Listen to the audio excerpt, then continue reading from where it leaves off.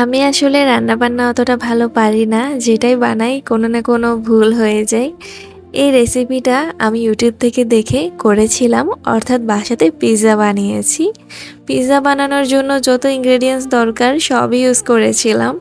এরপরেও কেন যেন পিৎজাটা অতটা ভালো হয়নি। একটু কাঁচা কাঁচাই রয়ে গিয়েছিল।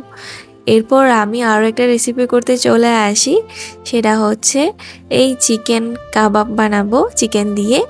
আর এই কাবাবের জন্য ফার্স্টে আমি এই চিকেনটা ফ্রাই করে নিয়েছি। তারপর বারবার ইউটিউবের রেসিপিটা দেখে বানিয়ে নিয়েছি। তবে ভালোই হয়েছিল। এরপর নান বানিয়েছি। তবে এই কাজগুলো আমি একা করিনি, আমার আপু আমাকে হেল্প করেছে।